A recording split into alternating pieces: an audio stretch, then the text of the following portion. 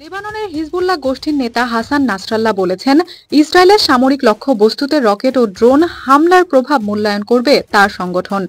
এই মূল্যায়নের পর হিজবুল্লাহ ঠিক করবে সংগঠনের কমান্ডার ফুয়াদ শোকর হত্যার বদলা নিতে তারা ইসরায়েলে আরও হামলা চালাবে কিনা। হিজবুল্লাহর নেতা নাসরাল্লাহ গতকাল রোববার টেলিভিশনে দেওয়া ভাষণে একথা বলেন। নাসরাল্লাহ দাবি করেন, হিজবুল্লাহর পরিকল্পনা অনুসারেই ইসরায়েলে হামলা চালাতে সক্ষম হয়েছে।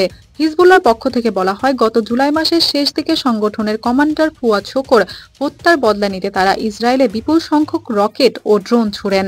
এর মধ্য দিয়ে হামলার প্রথম পর্যায় সম্পূর্ণ হয়েছে। অন্যদিকে ইসরায়েলি বাহিনী বলেছে, হিজবুল্লাহ হামলার প্রস্তুত নিচ্ছিল। এমন তথ্য পেয়ে তারা আগেভাগেই লেবাননের দক্ষিণাঞ্চলে ব্যাপক হামলা চালায়। হামলায় অন্তত ১০০টি যুদ্ধবিমান অংশ নেয়।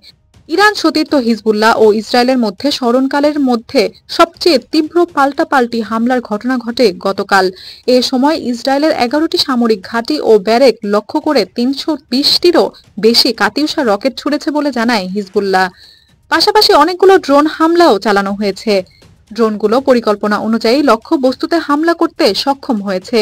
এ ঘটনায় ইসরায়েলের উত্তরাঞ্চলের বেশ কয়েকটি এলাকায় সতর্কতামূলক সাইরেন বেজে ওঠে এবং এরপর অনেকগুলো বিস্ফোরণের শব্দ শোনা যায়।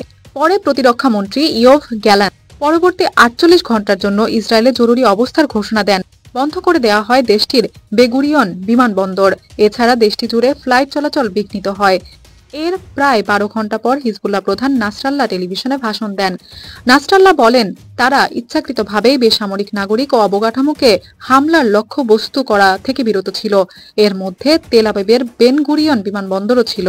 হিজবুল্লাহ প্রধান বলেন, তার সংগঠন ইসরায়েলে বড় পরিসরের হামলার পরিকল্পনা করেনি, বিশেষ করে যেমনটা বলছে ইসরায়েলি সামরিক বাহিনী। হিজবুল্লাহ প্রধান বলেন, হামলাকারী ড্রোন পাঠানোর আগে তার সংগঠনের যোদ্ধারা ইসরায়েলের আয়রন ডোম প্রতিরক্ষা ব্যবস্থাকে বিভ্রান্ত করার কৌশল নেন। এ উদ্দেশ্যে তারা ৩০০টিরও বেশি কাতিউষা রকেট সফলভাবে ছোড়েন।